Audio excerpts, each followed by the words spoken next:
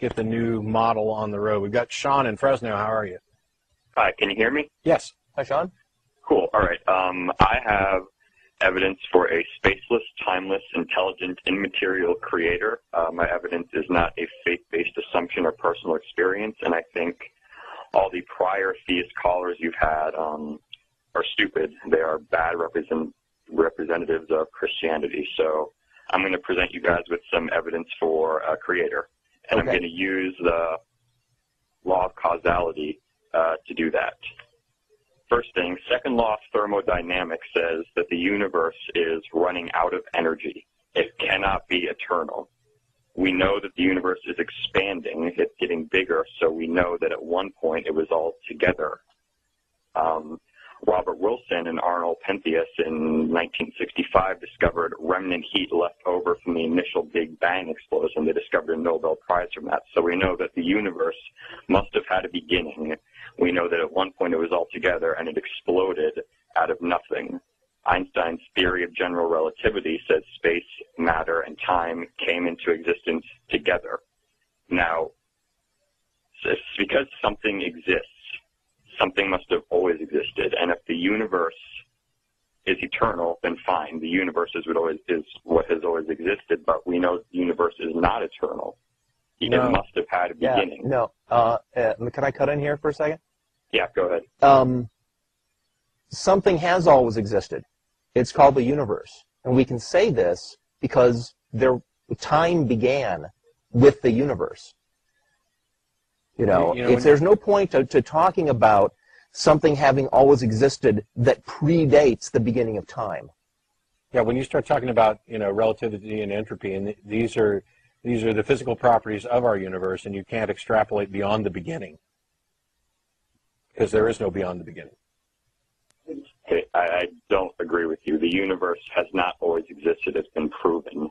Well, you just admitted we didn't. Thermodynamics. You just acknowledged that time began when the universe began, correct?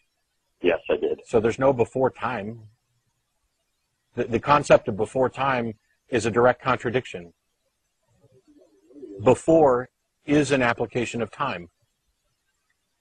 So you agree with me that something must have always existed, and you're saying that the universe has always existed? Yes. Okay. Cool. Well, I'm not necessarily, but go ahead.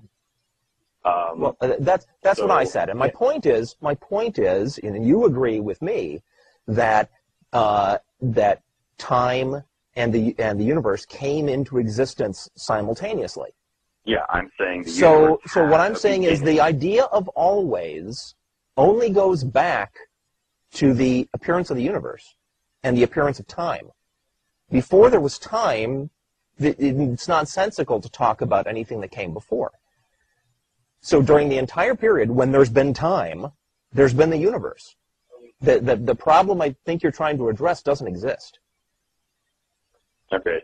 I'm saying the universe couldn't have always existed. It can't be eternal because the law of thermodynamics says it's running out of energy. It can't be infinite. It can't be eternal. The universe must have had a beginning. No, and in fact, you're wrong there too, because the current understanding of the fate of the universe is that entropy is having its way, and the universe is expanding and spreading out, and energy is dispersing.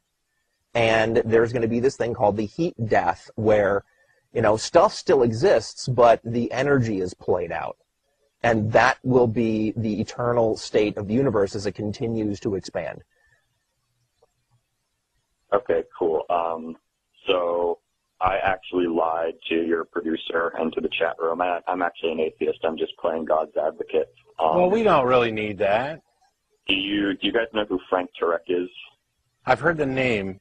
But it's not. He's like Richard Dawkins. He travels around the world presenting or trying to present arguments for the existence of God. And he's coming to my college campus tomorrow. So I just basically read his cosmological arguments off his website, and I wanted to hear your guys' response to it because I wanted to have some ammo to ask him some questions and debate with him tomorrow. So we did your homework for you. Yeah, pretty much. Yeah, Sweet. but So but please he's do yourself wrong a to say favor. The universe had a beginning. It didn't have a beginning. It's eternal. Do yourself a favor and double check the things we've said. We're not physicists. We're passing on our layman's understanding, right? And yeah, this guy is liable to be able to catch you if you pass on anything we said and we have any of the technical details wrong, right? And then use that to shoot you down. So please take what we've said as sort of a starting point. And the last thing, I'd recommend, if you haven't already watched it, Lawrence Krauss's lecture on A Universe from Nothing will give a better understanding of some of this. But also, in the future, you don't actually have to lie to get through. Oh, okay. I mean, just because you guys are getting less and less theist callers, more. Well, that doesn't mean we want fake theist callers. So I thought it would be nice to pretend I'm a theist and try to argue for God. Yeah. Yeah. Okay. Not so much. But thanks for the call. Okay, thanks. I've always drawn a great deal of moral comfort from Humpty Dumpty. So all the king's horses and all the king's men couldn't put Humpty Dumpty back together again. That's because there is no Humpty Dumpty and there is no God. None, not one, never was, no God.